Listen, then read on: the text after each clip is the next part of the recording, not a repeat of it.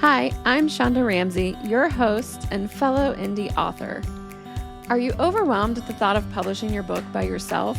Has fear kept you frozen in place, unable to write even the first word of your book? Not knowing the steps you need to take shouldn't stop you from writing. That's why I've asked for help from some amazing industry professionals, published authors, and others who are in the same situation as you to share their knowledge on the self-publishing process. Welcome to Dear Indie Author, where we inspire creative independence in every writer. Hey everyone, it's Shonda, and I am here with my friend Claire. Claire, I'd like to jump into some rapid fire icebreaker questions. Are you ready for those? Sure. All right. What is your favorite writing spot? I write for my job too. So my writing at work is in my office here. But when I write at home for the blog or my other mindfulness stuff that I do, in my home office, but it's best when my husband is not in there. So that doesn't always happen because he works at home. So I have to navigate that a little bit, but my home office. Nice. What is your favorite time of day to write?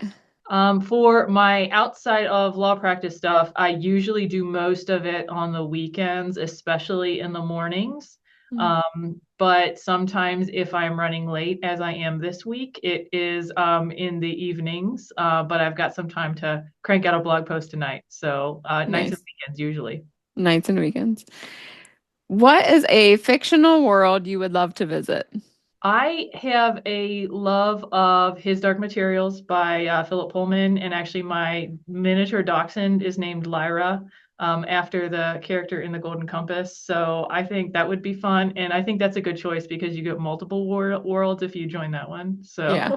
Yeah, that's pretty cool. What is your biggest writing distraction? oh, I'm sure it's like my phone and social media, maybe my kids too. But I'm usually pretty good at just saying quiet or enough, and they stop, or at least like calm down for a second until I have to do it again in 15 minutes. Yeah. What is your favorite writing snack or beverage? Something like coffee or tea. Since it's the morning, it's usually coffee, and then in the afternoon, it's tea. But yeah, sometimes when I'm really struggling, I might grab some chips and cookies to go with it. Yeah, I like that. What is one word to describe your writing process? Surprising, because it just kind of came, and we'll talk about this later, I'm sure, out of my mindfulness practice and was something I added on to an already pretty busy and full life because I'm a lawyer. But I'm really, really happy that it did emerge. Nice. I like that. Well, welcome, Claire. I'm so glad that you are here with us. Would you like to start by telling us a little bit about yourself and an overview of your books? Yeah, so I am a lawyer, actually. I'm Claire Parsons. I'm a lawyer at a law firm in the Cincinnati, Ohio area called Bricker Graydon. I practice in both Kentucky and Ohio, and I primarily focus on school law, but I have done some other kinds of litigation and employment law over the course of the years. I've been practicing about 15 years. I've been with my firm for 1 year, so I'm just celebrating 1 year with the firm, and I'm real happy to have joined this place. And I also, at some point along the way, I started meditating about a decade ago, and it changed my life in significant ways. I had historically struggled with anxiety and depression. And after I had postpartum depression with my daughter, that's when I started meditating, and it just made a significant difference in my life. And then after some years, I decided to start speaking and writing about it because I liked both of those things. And in fact, meditation helped me learn how to write more. I ultimately became certified to teach, and have been doing that for about 5 years now, 5 or 6 years. And I launched my blog, Brilliant Legal Mind, in 2020, after getting my certification to teach meditation, as a celebration of that. Didn't necessarily know where it would go. But I have over 200 posts now. And then in 2022, I published my first book, How to Be a Badass Lawyer, which is a 4-week guide to learn meditation. And then I also published a children's book, which sort of came around the same time, called Mommy Needs a Minute, which is about parents, wanting to meditate, but having, not having quiet at home to be able to do that. And then I also have recently worked on a legal treatise as an editor. And I just wrote a piece of fiction that is not yet published, but I hope to get published by the end of the year. Wow, that's quite the accomplishments. I love it. I love hearing how everything connects together like that. How do you align your personal experiences as a lawyer with being a mindfulness instructor? Well, a lot of times when I am teaching mindfulness, my biggest and most common audience is lawyers. At this point, I've spoken to a lot of different crowds and groups. I've spoken to bankers and other business professionals. I speak fairly frequently to educators because I am a school lawyer, and a big part of my practice is special education, which is highly emotional and intense. Those things really translate well to that. But because I'm teaching lawyers, everything from my law practice really kind of feeds into it.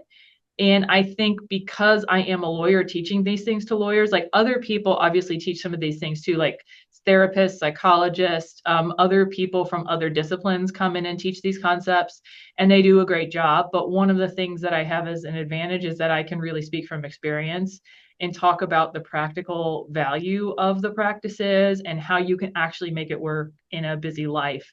And that's one of the things I try to talk about in How to Be a Badass Lawyer is I think the last chapter is basically that you don't have to have a perfect practice for it to be meaningful and valuable to your life.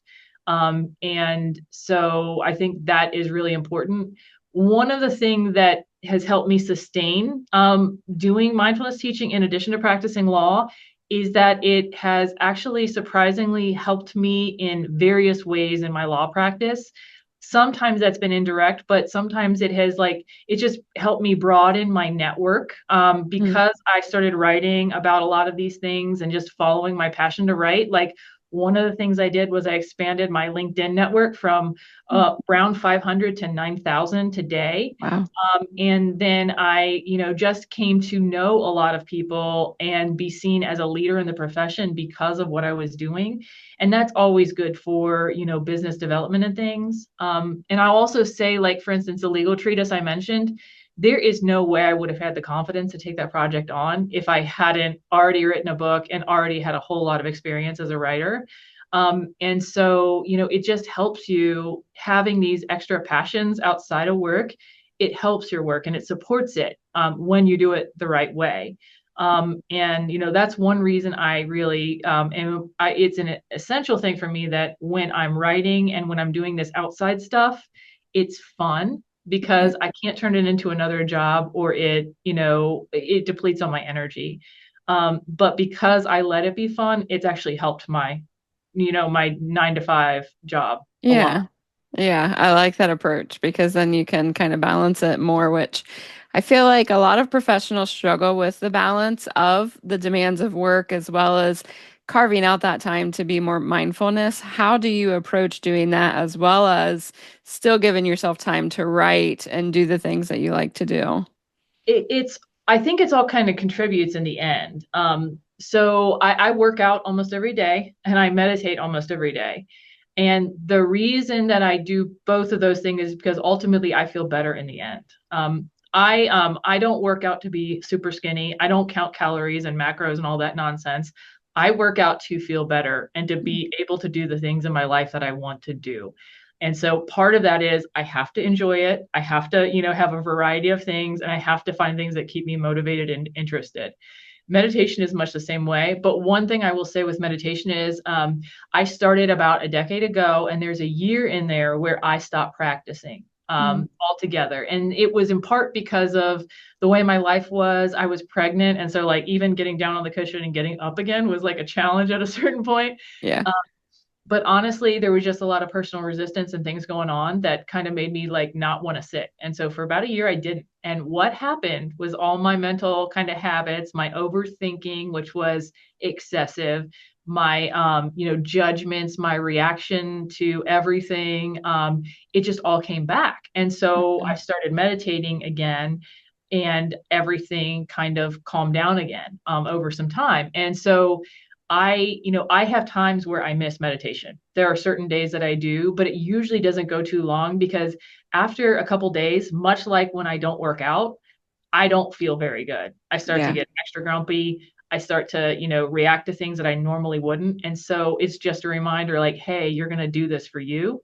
And you're going to get back to it. Now, sometimes I may not have the ability to do a full set. Usually I do about 30 minutes at night.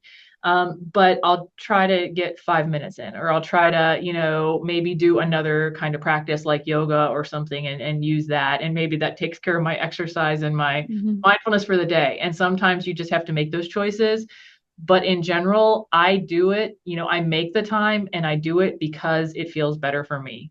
Mm. And honestly, writing is kind of the same way. My writing grew out of my mindfulness practice. And one thing that I just have found is that I used to struggle a lot with overthinking. And part of what happened is when I meditated, I realized that some of my thoughts were ideas. So I wrote them and then I had to publish them. And that was really lucky for me, although it was scary because the only way I could really let them go was publish. Mm. So when I write, I let go of thoughts and then my brain doesn't feel as clogged up, and I feel better. So to some degree, all three of those things are all done because I feel better in the end. Yeah, I like that. That's a really great approach to have with everything too. And I feel like the better you feel, the more you're going to do it. And so you're creating those really good habits for yourself that become routine and just become second nature, which is great. Um, can you tell us a little bit more about your blog, Brilliant Legal Mind, and how it serves your audience? Yeah, so my blog is primary. It's the primary audience of it is lawyers. Honestly, I have a lot of followers who are not lawyers, because I write about mindfulness for real life for pretty much anyone. I think like if you're in any business profession, particularly, there's probably a lot that you're going to see that is really relevant to you. And I also write about family topics and being a mom quite a lot. So I think there's a lot for people who aren't lawyers, but the primary audience is lawyers because that's what I know the best. And that's honestly a lot where my examples and things are coming from. But truly, this is mindfulness and this is stuff for everyone. So what I try to do is break down mindfulness concepts, and things relating to mental health, and present it in a way that's accessible and understandable. I have posts that I come up with, sometimes because of just what I'm thinking about, but I try to keep a variety. I have like a few categories, and one is basics where I'm explaining basic concepts. Mm. I have some where I'm talking about using mindfulness in life, and I call that the mindfulness in action category. And then I have some where I'm talking about like body-based practices, because a huge part of mindfulness, in fact, is awareness of the body. And so that what might be where I talk about like yogic practices and things like that. And then I also talk a whole lot about compassion and self-compassion, Mm. because those are aspects of mindfulness that are important. And then I have some fun subcategories. Sometimes I talk about like mindfulness when it shows up in a TV or a movie, a TV show or a movie or music. Or I will talk about like mindful family kind of issues. So I have all those categories, and then I have a variety of resources and guided meditations too that I've generated and have available, if people want to use them to support their practice. That's awesome. I really like that. So I'm not a lawyer, but I used to be a legal secretary, so that might count a little bit. I might understand a little bit, probably not as much, but I think it's pretty interesting because mindfulness is one of those things that I feel like we all struggle with. And you mentioned too, being self-aware, which goes hand in hand with mindfulness. And I think a lot of people don't think about that. Like that's a piece of it that they forget really contributes to your overall mindfulness as well. And I think it's really neat that you share all those resources with everybody. How did you get your LinkedIn to grow so big over time?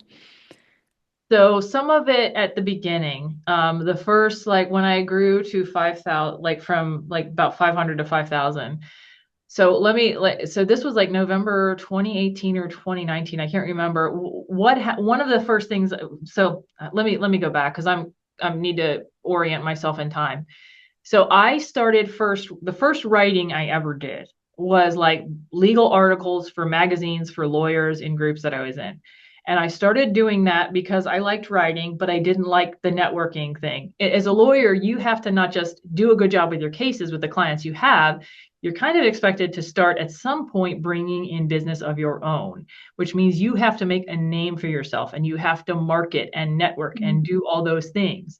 I, for a long time, struggled with the like in-person happy hour networking hobnobbery stuff because I am an introvert. I love public speaking and I love teaching, but I'm an introvert. So I don't want to make small talk with people. I want to talk like in a group of small people, or I want to talk to a room of 500 people teaching about something I really know.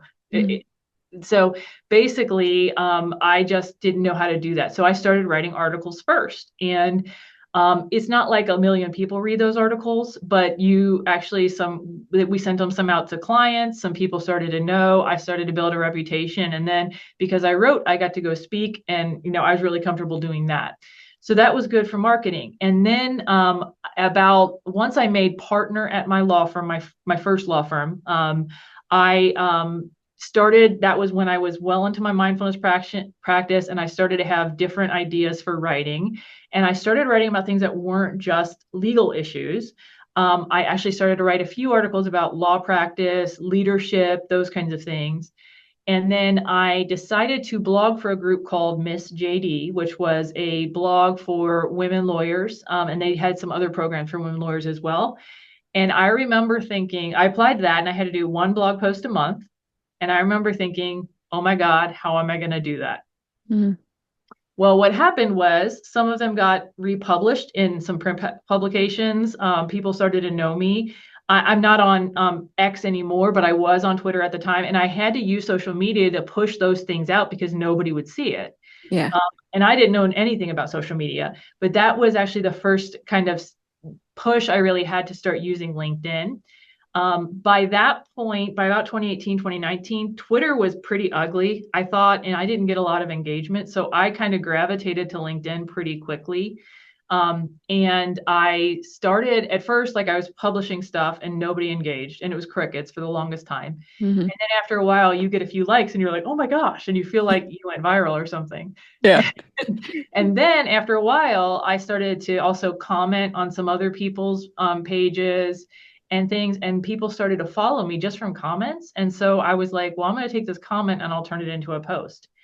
And at first, my posts on LinkedIn were really wooden and robotic and, really boring. But like people started following me. So I got in the habit of doing it about every day.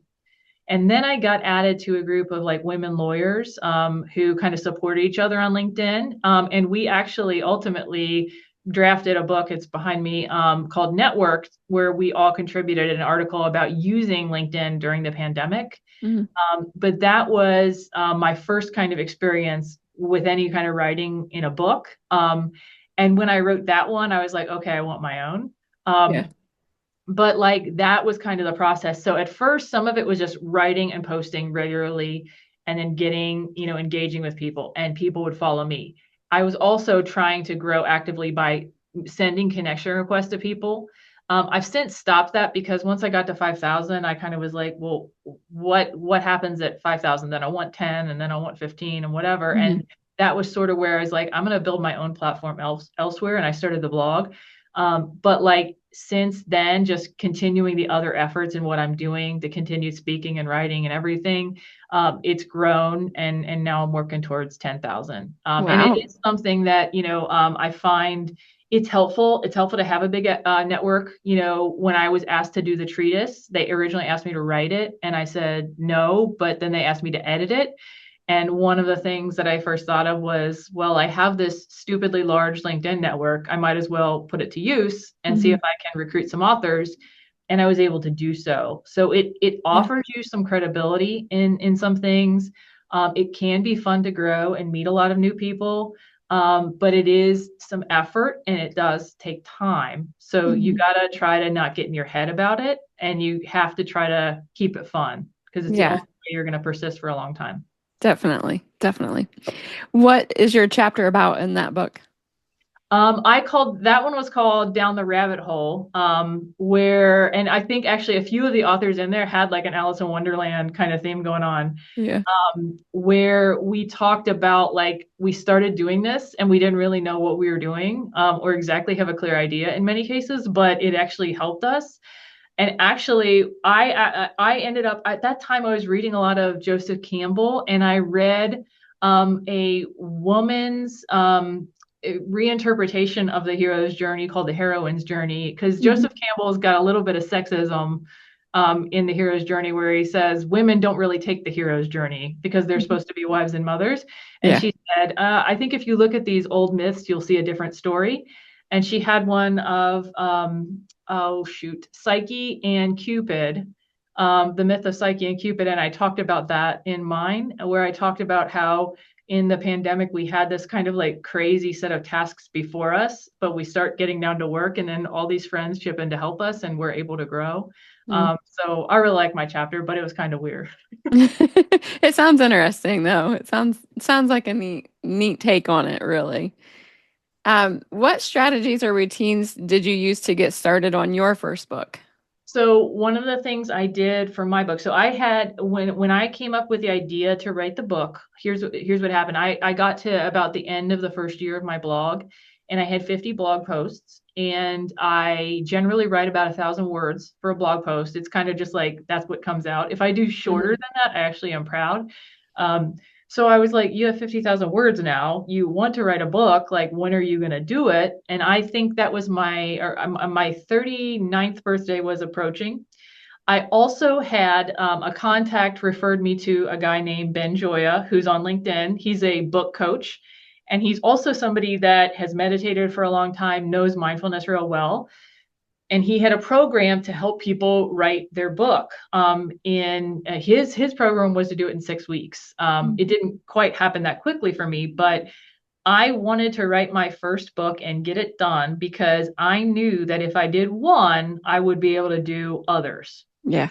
And I also knew I had a skills gap when it came from short form and taking it to long form, Mm. the structure, and just I know from myself that I tend to want to talk about everything and know everything, and I always need somebody to kind of help me scale back and focus. Mm. And so I did that program, and I invested the money to do it because it would allow me to do it quickly. And it would provide the support I needed to get it done, because I was like, this first book will do me more good out in the world, even if it's not the best thing ever, than it will in my brain. And it'll help me get started, and then I can grow from there. And I find that it was a very good investment of time. I'm really glad I did it. And actually, when I wrote the book, I had a little bit of time because I was transitioning from my first law firm to my second law firm, and I asked for some time off to make that happen.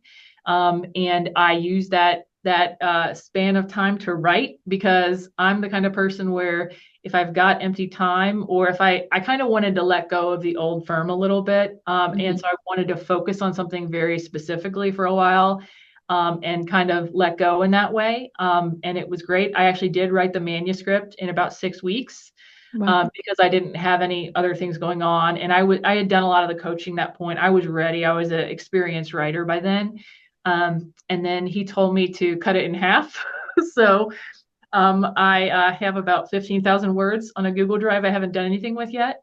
But then the book was published in November 22. So he helped me kind of developmentally focus it, go through the process of editing it, mostly self-editing, but with his help as well. Mhm. And then there was also a part of that where they put the files together and got it up on Amazon, got the book cover and all of that. And so that process was pretty easy for me. And I was able to not like wait for forever on the publication process because I had people there who helped me do it. Yeah, that's awesome. That's really good. How do you handle writer's block and self-doubt, and what advice can you offer for overcoming those? So I don't know that you can overcome them in, the classic sense of that word. Mhm.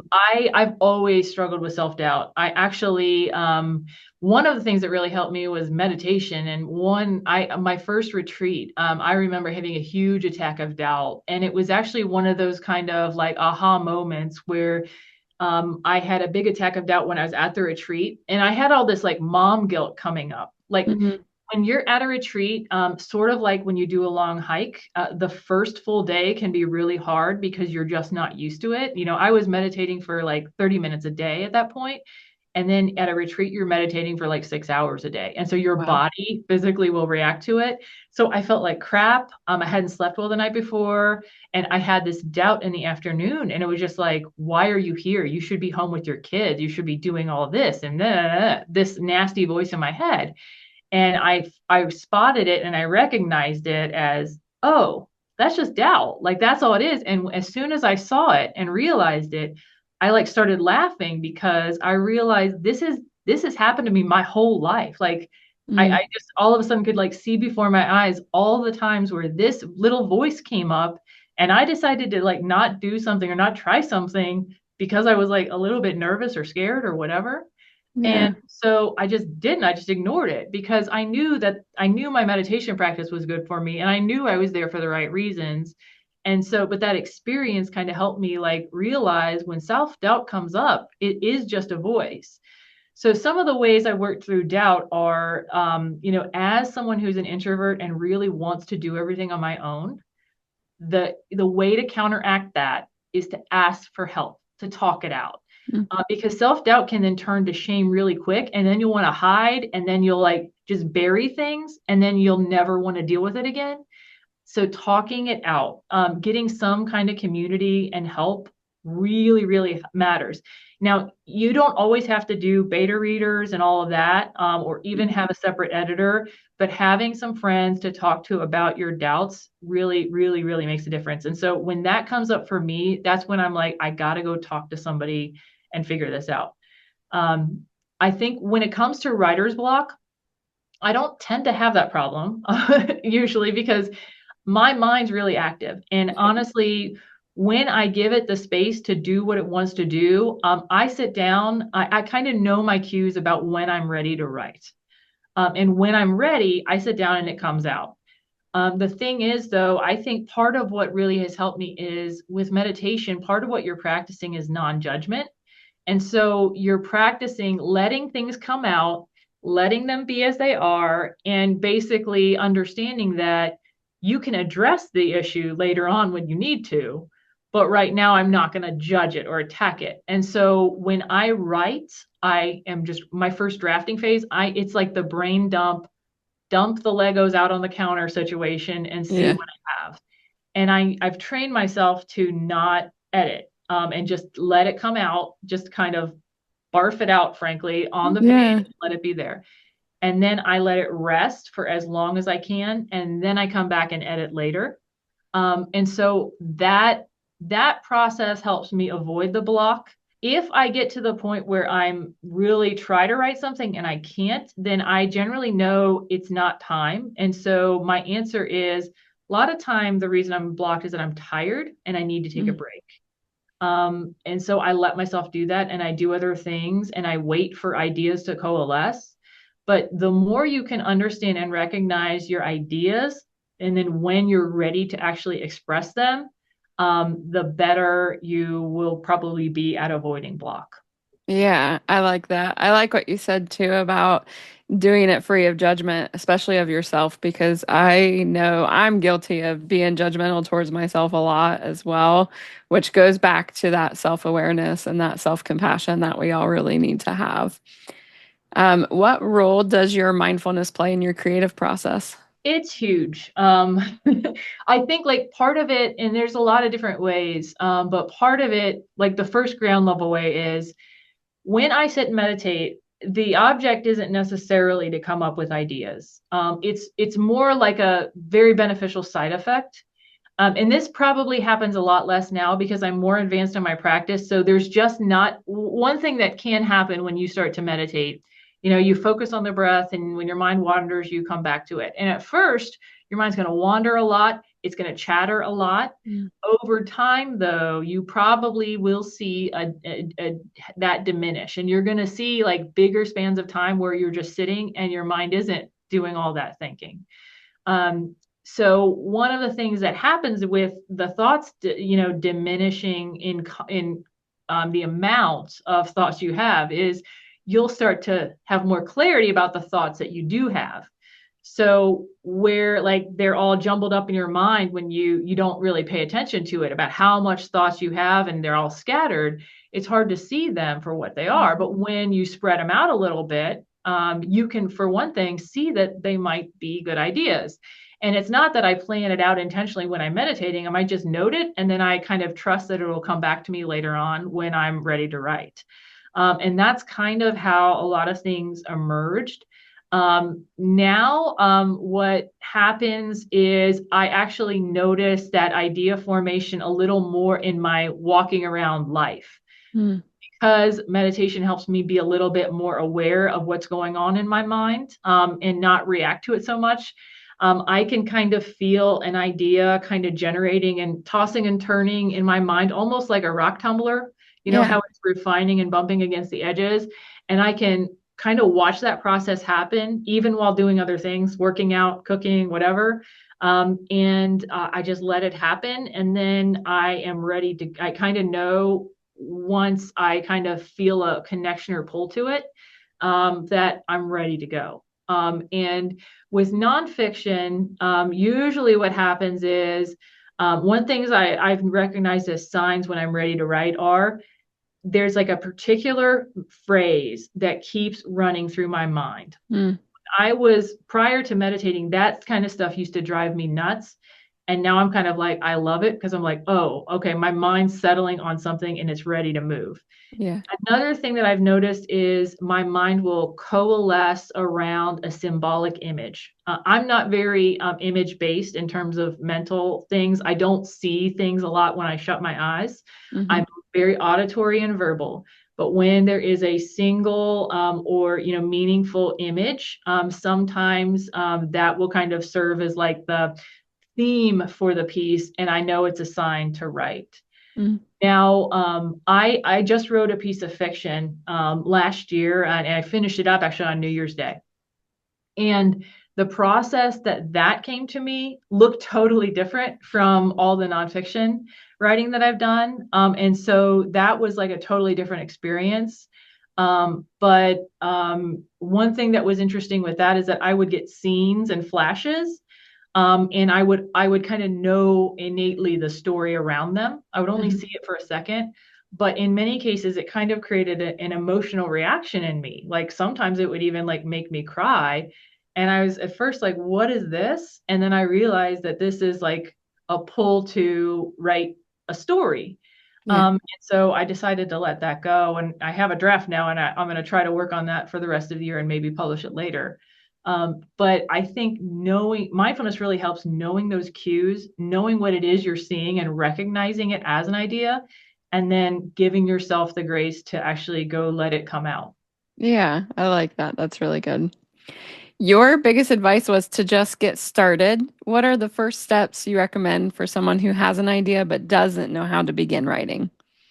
Well, first I would say, like, if you're not at the point where you can just open up a Word document or a Google document and just let some words come out, if you're not at that point, then I would say maybe you might be at the brainstorming phase more.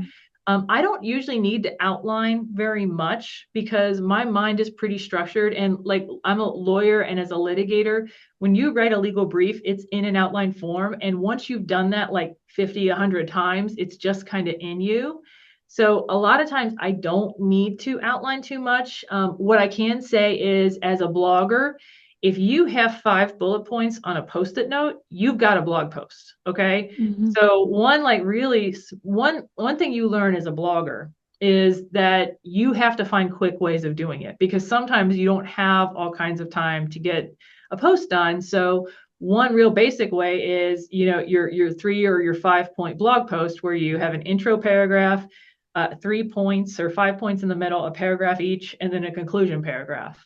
And I can write that in a half an hour or an hour, if I have to.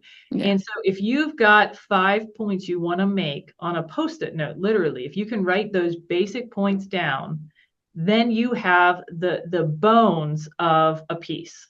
Okay. And so it's really just the idea and then fill it in. So I would say, like, think about the structure and think about what it is you're trying to say in a real practical way. And maybe start there. Another thing, and this is one thing my coach recommended when I did the book, but I never really needed to use. But he kind of said for some of his authors, since they're not as, they don't feel as comfortable typing, he said, like, try recording yourself, open up a Zoom video or do an otter and transcribe yourself talking about it, because you may be able to say it in a way that maybe you couldn't type and convey, and then you can always clean that up later. Sometimes when I'm struggling with a piece, I'm trying to work it out for myself, I'll just turn on like the voice memo thing on my phone and I will, record myself and I'll talk about it. And then I can listen to it back and see if I had anything insightful or meaningful, or I came up with a phrase I liked, and that'll help me get there. So those are some things that I do. I like that because that's good practice too for speaking later. So if you want to get into speaking, then you've already been practicing it leading up to it, which is really good too. What were some lessons you learned during the writing and self-publishing process that you wish you'd known earlier? So at the time when I could publish on Amazon, you couldn't like set your publication date at that time. And so I was a little unclear on that. And it may have hurt me a little bit not knowing that. So next time around, I'm going to be more careful about that. I will say, like, it wasn't as big of a deal for me. Like for self-published books, I think mine actually sold like pretty good. In terms of like actual sales, even though sales wasn't my big object, it was more a credibility builder. Yeah. But what I'll say is what I think a lot of authors forget about is the marketing piece. And I think because I already had a blog, which gave me kind of real estate that I could take up and have a landing page for my stuff and what I do. Because I was already speaking, because I had already developed a lot of relationships with people in this world. That marketing piece wasn't as scary, but there are a lot of different things that you can do. And there's probably an infinite number of things you can always be doing to try to market your book. So I would say, like, to the extent you can do any of that in advance and have that set up or have a plan for marketing, it's really good to do because you will have to do the marketing. And I think a lot of authors don't like that piece. It is actually something that can be fun if you let it be. But like, I think like in retrospect, I'm really glad I had all that, even though I didn't truly know what I was doing. Yeah. Yeah. Marketing can be pretty overwhelming for new authors, especially, but it is great when you have a plan in place, which it sounds like you did too. What resources, tools, or platforms have you found most helpful in self-publishing? Well, I'm on Kindle and I'm on Ingram Spark, and I think you have to know about those. I think I do recommend Ben. I think he was a great friend and helper, and always a good contact too. He's really good. He has a lot of good information for people who want to write. He particularly focuses more on people who are coaches and have strategies and things for business and things like that. But he's a good person to just follow and be connected with on LinkedIn.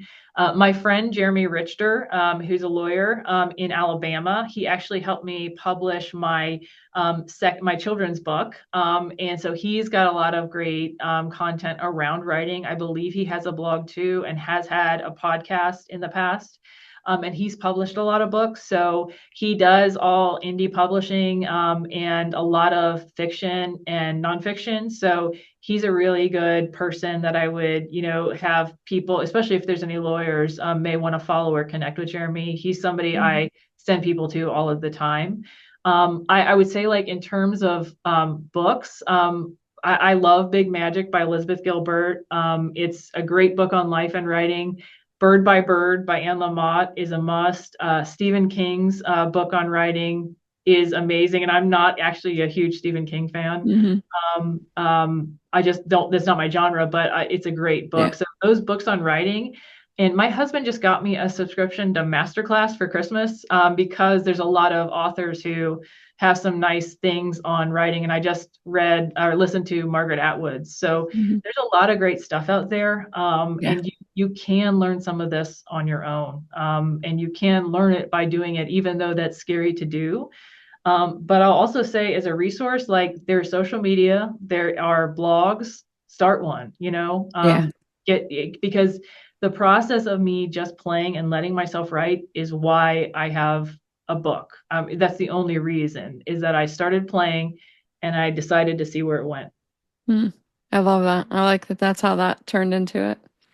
Are there any upcoming projects or initiatives you're excited about sharing? Yeah, I mean, I've always got new stuff on the blog. We actually have an events page. So a lot of those are for lawyers primarily, especially the ones coming up. And those are listed there or will be soon. I have new posts every week on the blog. And I usually do post about the stuff that I'm doing. So that is the best place to find anything, or find me on LinkedIn. I'm happy to connect and communicate with anyone there as well. I am also, I actually decided I'm going to try to do something with this fiction piece that came out of my head. So stay tuned for that. I hope that I'll be able to publish that later in 2025. But, otherwise, just trying to get started with the year and keep writing. Yeah, I like that. Can you share where everyone can find you? Yeah, so I am on LinkedIn at Claire E. Parsons. And the blog is Brilliant Legal Mind, and that's brilliantlegalmind.com. You can enter your email on WordPress to subscribe there. And the blog is also on LinkedIn, Facebook, Threads, Blue Sky now, Twitter, YouTube. And I think that's it, and Instagram. And you can find us there if you like. I am not necessarily always great about updating all of those, but I try to update them with some regularity. I like that. Is there anything else you'd like to share with the audience? Am I supposed to read my letter at this point, or we can get into that now? If you don't have anything else you want to cover, then yes, I would love for you to share the letter that you wrote. All right. No, I don't have anything else, so I will just read the letter. Dear indie author, I know you may feel like you don't know how to write a book. You might even be doubting whether you can write a book. And on top of this, there may be doubts about whether anyone will buy or read your book, even if you get it done. I don't have a magic strategy to make those doubts go away, but I can say from experience that they shouldn't keep you from writing. Sometimes our dreams don't work out and we run into roadblocks. It's still worth it to try. The act of writing is good for the soul, even if the outcome of our words is not entirely in our hands. I started playing around a few years ago and step by step became a writer. I did this even while managing a law practice and a family. It was not easy, but I'm grateful for every step. Writing didn't necessarily change my whole life, but it changed how I viewed my life. And I wish that same thing for you. Thanks for listening. I'm your host, Shonda Ramsey. For the show notes and links, head over to shondaramsey.com. And don't forget to join in on the conversation on socials. Be sure to subscribe so you don't miss a show, and write a review wherever you listen to podcasts. Until next time, always remember, every writer deserves to see their words in print.